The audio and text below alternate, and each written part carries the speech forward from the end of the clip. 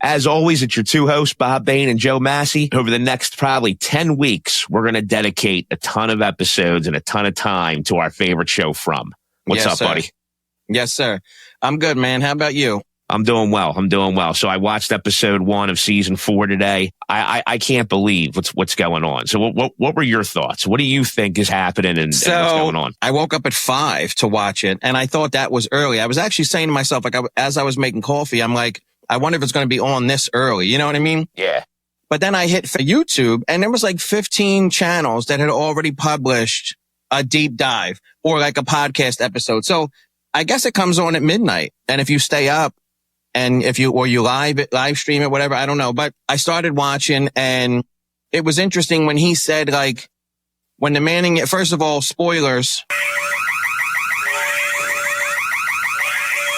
We're going to talk about the entire episode. Yes, we got to get that out of there. Spoiler alert. Spoiler alert. So if you haven't seen season 4, episode 1, titled The Arrival, shut it off now.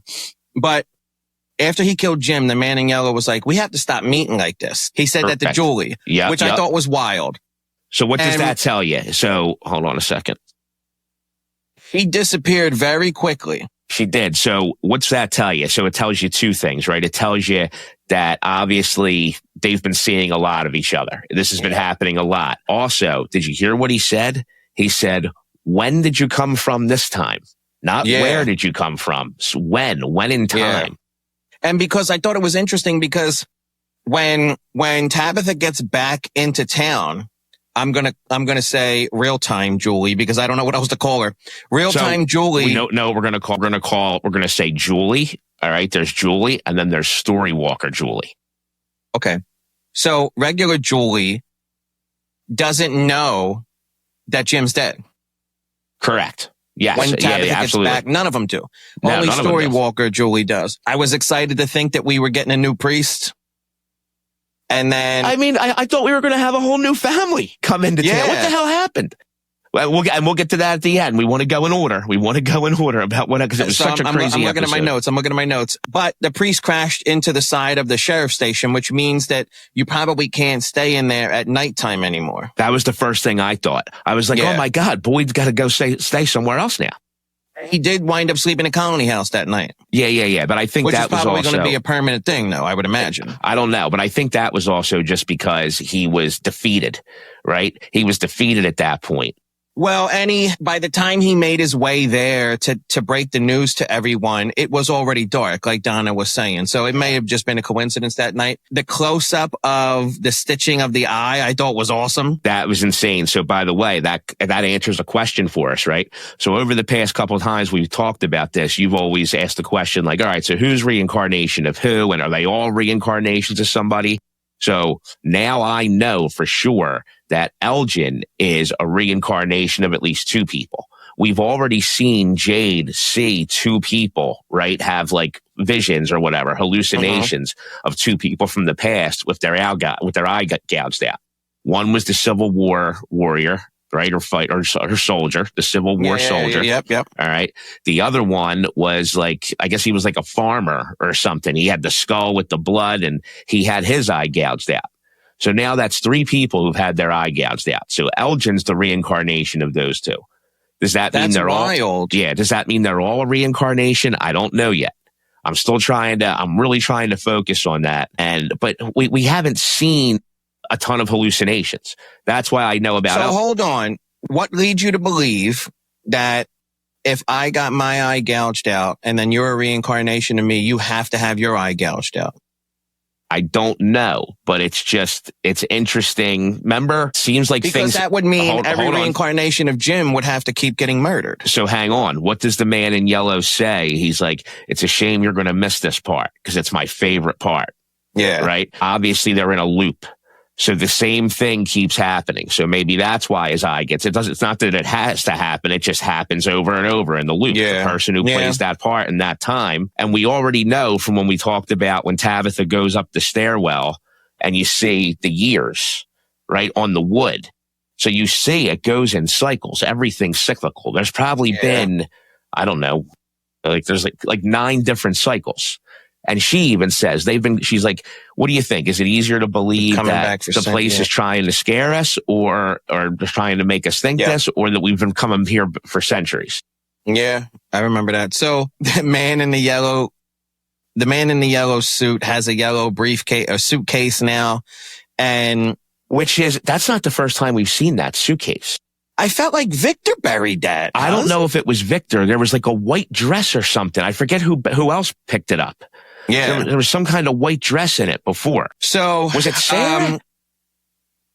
I don't know, but Sarah has proven that she's not the man in yellow, I think, right? No. So hold on a second. I have a crazy, crazy theory. Has the man in yellow already been there before? All right. Had to have been, yeah. No. I mean, been with the people. See how we know he's a shapeshifter? Has he already done this previously? You're hitting us with the Tilly. True Blood shit. No. Remember Tilly, the woman that Fatima stabbed, the old woman? Yeah. Well, dude, remember she knew she was pregnant before everybody else, right?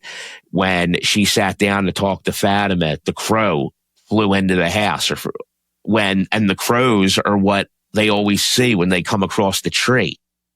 It's possible, but I would go out on a limb and say when the shapeshifter is among the regular people, he's not that nice. Or she's not that nice. Well, she was always causing all kinds of havoc, wasn't she? Remember she was acting all goofy, dancing in the rain and trying to get them to do things that were the old lady? Yeah, you don't remember that stuff? No, you rewatched the whole thing. I didn't. I don't remember her dancing in the rain. She was and Kelly. Yeah, she was the one who was like convincing Fatima, like, oh, it's okay to eat the bad food, and you know what I mean, to eat the rotten fruit. Yeah. Okay, that might be something. Kenny finds out immediately what the birthing process and the Smiley getting reborn. He sees him immediately when he goes down into the tunnel. But then Boyd comes back to Colony House. He tells Donna and Christy and Ellis and Fatima as well. Hold on. How about before that? How about when he goes back to the sheriff's station and he starts counting out all the bullets, and Kenny's like, what are you doing? And I was like, what is this guy going to play Russian roulette with himself? Like, what's going on here? And he was like, I need a count of how many people we have. I need to make sure we have enough bullets. He said, if it comes down to it, we choose how we get out of here, not how we don't want to get ripped to shreds by these monsters. Yeah. I was like, oh my God.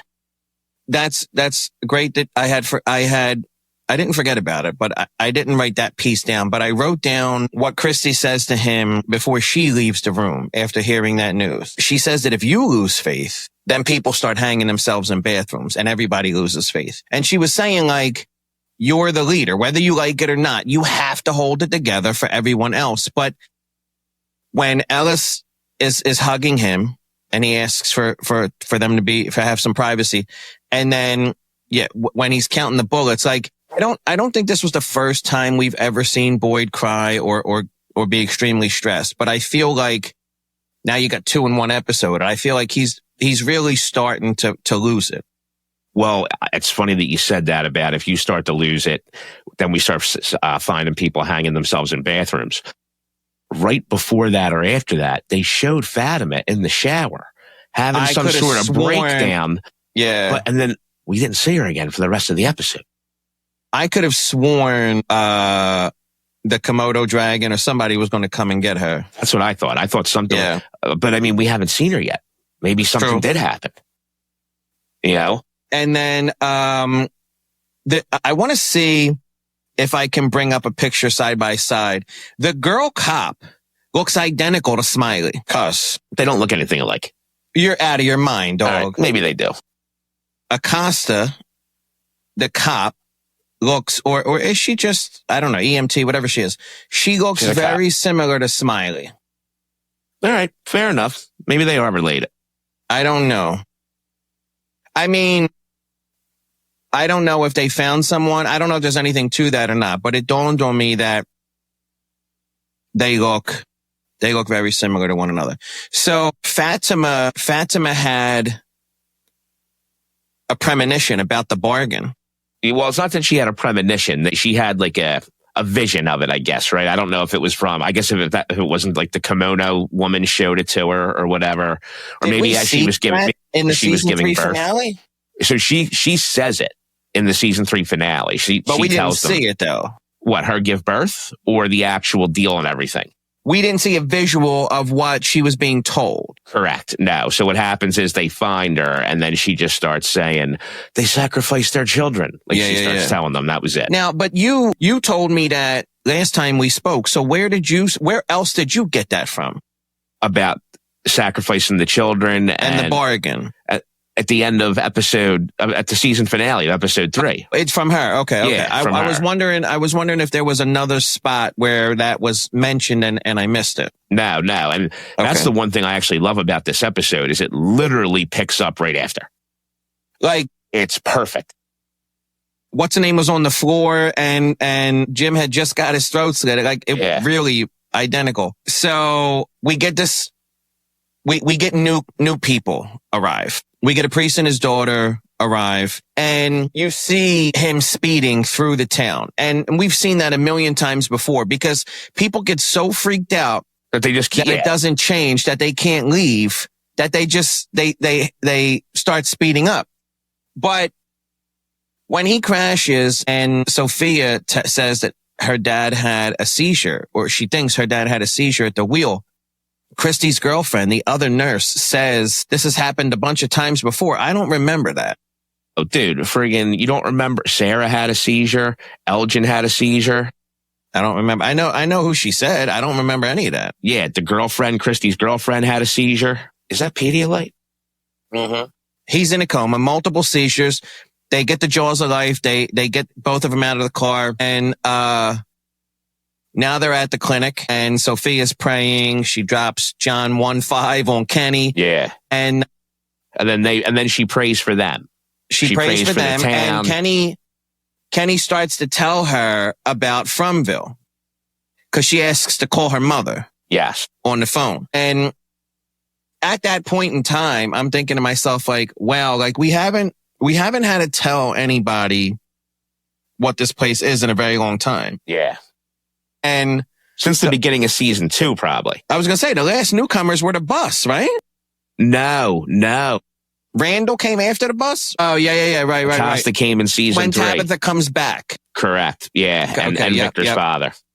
How about when they're in the room and they hear all this noise and they're like, I'm just moving this bed in, and he's like, I haven't had a roommate in a while, and he pushes them. She's like, I'm sure you'll figure it out. Meanwhile, when Smiley was just reborn. Yeah. But you're running around with a roommate. That was funny. That was funny. Poor Elgin sitting there getting his eyes stitched up, and they're like, "Oh, we're just going to be playing, hopping back and forth on the beds." So, 2 questions for you. A, I think it's ridiculous that not everyone can relate to what Boyd and Sarah did at this juncture, right? We are, God knows how many weeks or months or years into them being there. Acosta's such a newcomer. It's really only Acosta who's upset. Donna seemed to be right on board. Yeah, I mean, I think... You just think it was her that would have a problem with that? I think it's more just Acosta. I really do. And she's a short timer, right? She's been there for the shortest amount of time. And my second question is, did Boyd officially have a nervous breakdown? Not yet. You wouldn't call either one of those incidents a nervous breakdown? No, because look, I'm not an expert in any of this stuff, but I think nervous breakdowns are like when you go like catatonic and, like you literally can't function. I think he's on the verge. Yeah. But he didn't have a nervous breakdown yet. He had a freak out. That's what he had. He had a freak out, right? Yeah. Yeah. Okay. And it's understandable. I mean, he's been through it, dog. They've all been through it, but like, Boyd always seems to be at the forefront of all the drama and ridiculousness, and he's got to stuff a lot more down than everybody else does. Well, you know what? Here's another question I have. Remember, all right, so we know that Sophia, we haven't talked about that reveal yet. Let's talk about that so I can ask this question. Yeah, let's do it. So we are I forget which comes first. If you see the man in yellow transform first, or if you see Sophia speak to the priest in a manner that lets you know she's not his daughter. That's exactly what happened. So Sophia sits there and starts saying, "Hey, you're such a big part of the story, blah, blah, blah. It's a shame you're not going to see it, but I needed you." And then they flash back to the man in yellow. So they show him right after. Correct. They show him getting the suitcase in the beginning of the episode, but we don't know what's in the suitcase yet. So now she gets done praying with Kenny, and Sophia walks in and sees Kenny sleeping. Now, at that point, I'm thinking, I'm like, my God, this curious girl's now is going to take the talisman down and something's going to happen, right? Yeah. So she walks over and puts her hand on the priest's chest, and he wakes up out of his coma, but he can't speak. You could tell, like, you know, yeah, she's like, blink twice. Yeah. I thought she really was his daughter. And she was such a holy roller that she was going to kill him to like let him meet his maker. Okay, I thought that's where it was going to go. I can see that. Well, there we go. So then we find out that the biggest reveal of the whole episode is that we find out she's not even his daughter. She's the man in yellow who shapeshifted into her. Now, here's some questions I have. Like, why was it those clothes, right? Why were those clothes buried in that suitcase? You know what I mean? And does he need another person's clothes to be able to shapeshift? Like, can he just do it without having those clothes there? Like, there's so many questions about this. I don't think the clothes have a lot of significance. I think that when she got there and they saw the crash, she had to become his daughter or niece or something like that. And I think he knew, the man in yellow knew the priest was on his way. He may be... This is what I said to you. I know we had some technical difficulties and we had to wrap up early last time, but I don't know if you saw the end piece that I recorded on my own, but I think there's multiple iterations of Fromville and somebody is orchestrating everything. Somebody's turning the radio on at the absolute best or worst time, depending on how you look at it. Somebody is doing everything. Somebody is managing everything in some way. I don't know how yet, but I think that he either brought the priest there or knew the priest was coming. And but you're right, though. He didn't open up that suitcase and find 15 different outfits. No, there was just one. Here's a question. Has the priest been there before as somebody else? Is this always... Wasn't he the other priest? Why couldn't he just be the other priest? No, what I'm saying is, remember how he says to Jim, the man in yellow says to Jim, you know, this is my favorite part. This is about to be my favorite part. It's the second time he says it, right? So how do we know this hasn't been something the man in yellow has been doing over every cycle? That's what I'm saying. Every single time. Yeah. So somebody's managing this. I think I don't know if it is somebody managing it. I think it's just part of the folklore. The man in yellow. Him. Yeah. I still think there's somebody above him. I don't think he's the main villain. So Sophia says it again. I like Sophia way better than the man in yellow. Sophia says it again at the very end. She says something along the lines of, I'm up to the priest. I'm upset you're going to miss the best part. She's like, this is when they tear themselves apart. So Boyd, like you were saying with the number 47, Boyd alludes to that in the beginning. Like, we thought we had one small win and then they took that away from us. So now, you know, like, he's preparing for people to commit suicide because it may be a better alternative than whatever's about to come. And Sophia confirms that, right? In her own way. Like, this is the part where they tear themselves apart. Like, who knows what? I can't imagine there's an entire another season after this. Well, it's just already seeing been renewed. how that started. You know what I mean? I mean, it's already been renewed, which is the most amazing thing. Now, the other thing that happens in the episode, which was really interesting, and I was like, oh my God, what the fuck is happening now? So the Matthews family, you know, is waiting for Jim. They don't know. Well, now at this point, they actually assume that he just stayed somewhere else, right? That's what they're pretty much thinking, is that he made it back to town and he stayed somewhere else. Yeah, because what's her name says that, like, mom didn't come home for several days and she's here. You know exactly. What I mean? Yeah. So then they're sitting there and they hear a commotion, a noise in the kitchen. So they walk out and it's a pot of like stew that was like flung off the stove or fell off the stove, right? Well, then all of a sudden the cabinet doors start opening and closing. I think it's Jim. So, first of all, after the day she had, when the fuck did she have time to make chili? Right. Didn't they just walk in the door? Didn't they just walk in? But I'm close to what you're saying. I actually thought the way that time bends, and now we know that bodies bend too. So like they're playing with much more than just time now. The way that time bends, I thought Jim was going to walk through the back door. I didn't think that. I mean, he's dead, right? I mean, the guy, we've confirmed that with Julie trying to change the story multiple times. Yeah, but what if that was Storywalker version of Jim? Real time Jim could have absolutely walked through the front door or the back door. I think there's only one Storywalker. And the other thing that was interesting is, do you remember that the man in yellow says to her, because again, we've confirmed that they've seen each other a lot with her switching times and trying to prevent, her father from being killed. Yeah. He goes, you can't change the story once it's written. And that's the same thing Ethan said. So the first thing, I was taking notes live as I was watching the episode. The first thing I wrote down was Ethan is the man in yellow. Now, interesting. Towards the end, when the Sophia shit happened, I wasn't so confident in that guess, but that's the first thing that came to my mind. Like you said, it started immediately where the last one left off, like seconds later. Like Jim hadn't even hit the ground yet from dying. Okay, but here's the thing though. So, and I was a big believer about Randall possibly being the man in yellow, right? But now I'm starting to wonder if he's not a reincarnation of anybody, because they're in the world together. So how can they be reincarnated, right?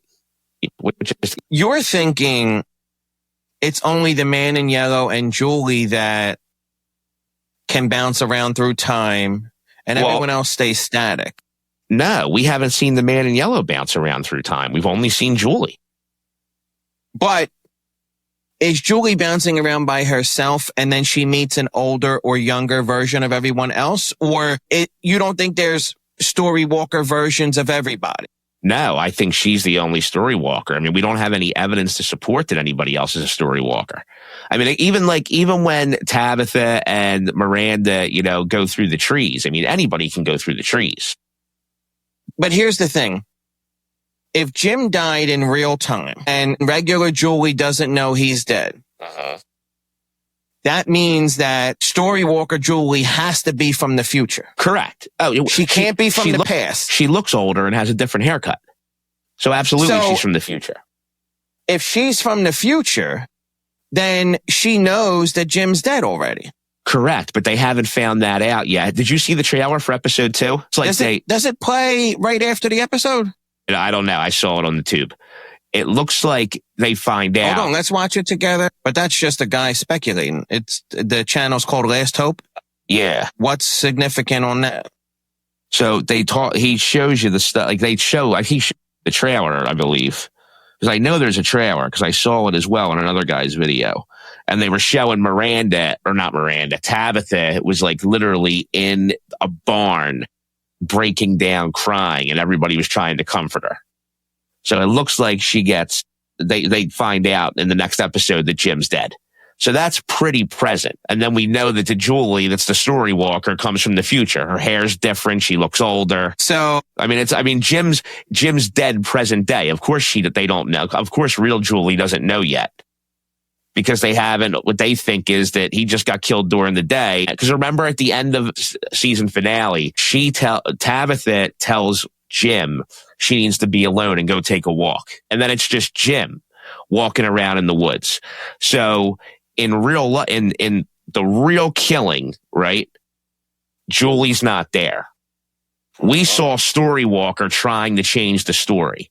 But what really happened in present day is the man in yellow found Jim and killed him. But she didn't really try to do anything. She walked over, he slit the father's throat, and she fell to the ground crying. Correct. What did she do? She can't do anything. That's the whole point, was what they're trying to explain to her. She can't change the story. And obviously she's been trying because the man in yellow says we got to stop meeting like this or whatever. That's crazy. Prediction for week 2. Predictions. They're All going right. to find out Jim's dead. I don't think we are done with the whole Fatima storyline. I think there's some more to something that. happened to her in the shower. All right. Acosta is going to play a big part, I believe, this episode or this season. They're starting to focus on her a little bit, right? Like the running joke has been, when is she going to take off the damn cop uniform? And now finally, it looks like even she got frustrated with it and she finally found something to wear. Because when I saw in the trailer that in next week's episode, remember it was green? It's like a green hoodie. She's wearing a green zip up. So I think she's going to have a bigger role. In the back of the restaurant, right? Where Kenny's mom keeps the extra clothes and stuff. Yeah, and I think Sophia is going to start causing some havoc. I mean, obviously that's going to happen. Yeah. Is she going to lead some people outside? Is she going to start planting ideas in people's head? I don't even, what do we call her? Do we call her Sophia? Sophia, the man in yellow? What do we like? No, Sophia is a much better name than the man in yellow. How long into season 4? It goes from 1 to 10 episodes. So in the next 9 episodes, how long before everyone realizes what Sophia is? I think Sophia lasts the whole season. I think they have to find some way to maybe in the 9th overcome her. Even if they're not successful, they're gonna try, right? You have to try. Which is why I don't think the man in yellow is the end all be all. I think it's very possible what you just said happens, where they have to defeat the man in yellow, and they do, and they think they're scot-free. They're done, right? Then they realize for season 5 that he was just the tip of the iceberg. That's why I'm saying there's no way you find out that Sophia is the man in yellow and they either defeat her or kill her all in one episode. I'm saying episode 6 they find out. Well, one thing I'm really surprised about is that they let you know that it's the man in yellow was Sophia already. Yeah. Why? Because I just thought, what if all of a sudden this religious broad showed up and she starts causing havoc and you're like, what the hell is going on here? And then like in episode 5 or 6, they show it. That's interesting because like I was saying, I thought she was just going to kill her father on some religious shit, right? And that she wasn't. I had no idea she was the man in yellow until a few seconds later. Okay. And then so how many cats in season 4 actually take one of those bullets and commit suicide or commit suicide, period? I don't know. Anybody? I don't know if it happens. You're saying it might not happen at all. It might not happen at all. Intentionally. Somebody might die. Yeah. Well, but an intentional suicide. I think there's going to be two main character deaths this year. I thought Kenny was going to get it in the fucking tunnel. So did I. Opening up with a bang, cuz. I think it's going to be Donna. You know what? You're not saying it. You're not saying it. Say it. I think it's going to be Donna. I think Donna's going to be the character to go this season. If Ellis died, that would be the end of Boyd's resilience. That's why it can't happen. The show wouldn't be able to go on. You're right. I mean, maybe it could be a good storyline. Somebody else has to step up. He already dropped the breadcrumbs for it. He said, if I can't get you home, all of this is meaningless. Okay. They're already planting that seed, cuz. You think? I think, especially if we find out that something happens to Fatima, there's no way he's sticking around long term. He might be the first one to off himself. Okay, that's an interesting theory. Yeah. Now, here's another question I have, right? So I've noticed this after I rewatched it before this season. There's this like plant. And what I mean by that is like, there's this woman who lives at Colony House and she's kind of a bigger woman with dark hair and glasses. And she always shows up at like the craziest times. Like today it happened again. She shows up just to check in, just to open the door and go, hey, everybody's back. Did she have blankets or something in her hand? Yeah, something. She was trying to do something. She said she's like, hey, I just want to let you know everybody's back. And she walks in when they're trying to tend to Elgin, right? Like, why do they keep showing this girl? When before? So before she walked into the room when they were interrogating her, when they were interrogating Elgin, when Tilly and Fatima, whatever the hell her name is, when her and Fatima were talking, she comes up and starts mingling into their business. You mean when they were in before the bird came into the house. Before the bird, yeah. There was another time, like, I forget who was talking, but she just like shows up in the kitchen and she's only there for like 6-7 seconds. Every time it's like she's there for 6 seconds. I don't know. I mean, that's the thing. Like with a show like this, it could have tons of meaning, or it could be somebody's fucking daughter and she's juiced in. You know what I mean? Yeah. I can't believe you just said that. I was thinking about that. Maybe she is juiced in. Because she might be juiced in. Here's another thing. Did you see Boyd's reaction when he said 47? Like, is there a significance to that number, or was he just surprised at the amount of people? I think I was surprised at the amount of people. I can't believe there's 47 people in Fromville. Now there's 49, but because it seems like there's friggin' 50 of them living in Colony House. There was. It seemed like there were at least 50 or 60 people there when they had Fatima's birthday party. Remember when like Julie was like, yeah, exactly, about to be a lesbo? But there's still time. Then they had that big. Somebody left the windows open or something. Remember the girl and her boyfriend? Yeah. They left the windows open and they had that big brawl. Yeah, and a lot of people. I feel like they lost a lot of people. Yeah, they lost. Yeah, they did. They lost a lot of people that night. I remember. So, in my mind, it didn't go from 60 to 47. I felt like it dropped down into the 20s. Okay. All right. Yeah, I never thought it was that low. But I'm wondering. Be. That's what I'm saying. It could be. We don't know. There could absolutely, was 47 in the bottles, or was 47 on the wall in the tower when Tabitha was walking around? I don't remember. It was just interesting. And like you said, it could have been nothing. It could have been him just being like, 47, really? Well, because there clearly wasn't 47 bullets in that lunchbox. So, I mean, there was more.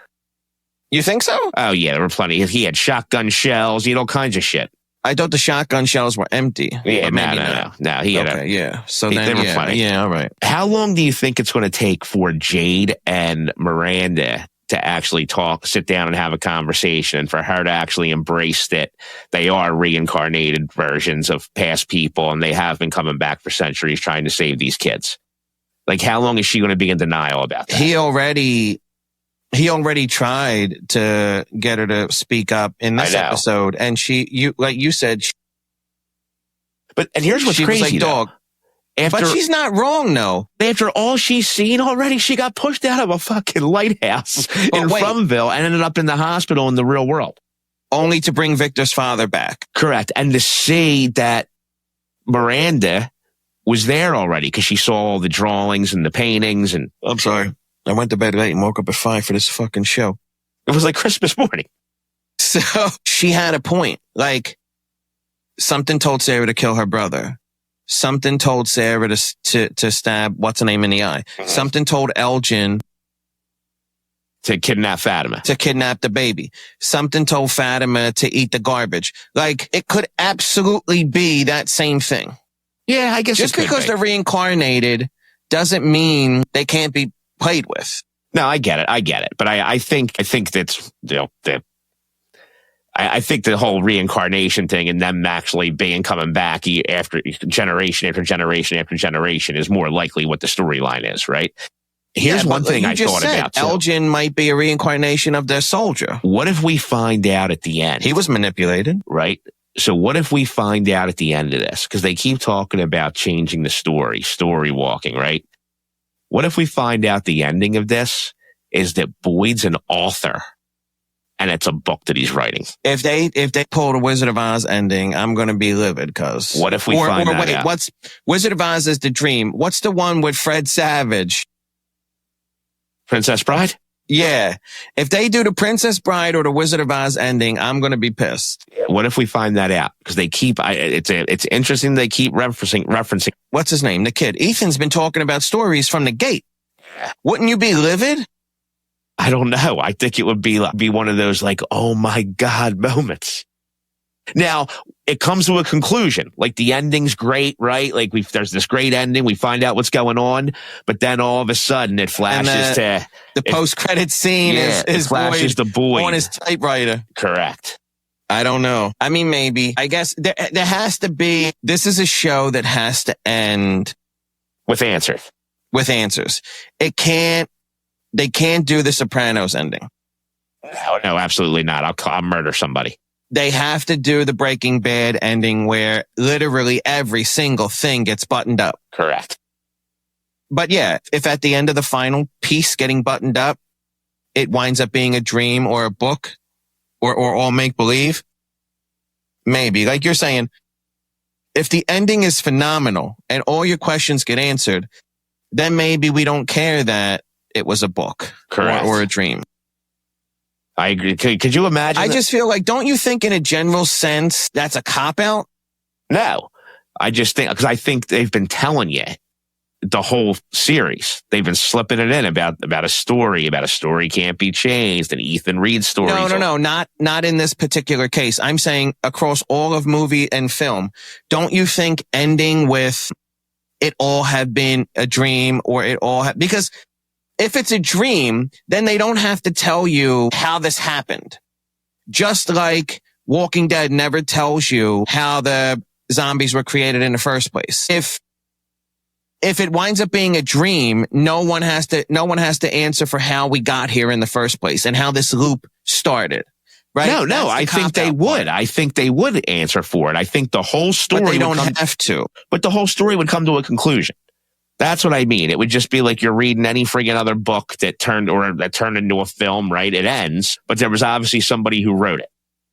But they don't have to. That's the cop-out part that I don't like when people do that. But yeah, even like when Entourage, the final episode of the finale, the series finale, did a flash forward 10 years. You know what I mean? And Vince is like already married and stuff. And like, I just, when you can't creatively handle the gap, and then you just do a flash forward like that shit's like taking the easy way out. They just did it in Euphoria. Euphoria has a 5-year time jump. I can't do Euphoria because I can't do it. Euphoria's the shit. You're out of your mind. I won't do it. Why? I have a 14-year-old daughter. Oh, dude, Euphoria's out of freaking control. You got to remember, Sydney Sweeney's like 27, cuz. It doesn't matter. John Travolta wasn't in high school when they filmed Grease either. It doesn't matter. No, he was about 54. It's a mental thing. I just can't. I don't want to know about any of that stuff, and I just want to plead ignorance. I can't do it. I hear you. All right. So we talked about the episode. We got through all of our predictions. I think that's it. So we're going to try and do these every Sunday until the series finale or the season finale. And then we'll get back into the swing of pop culture and nostalgia stuff after that. Episode 50, maybe.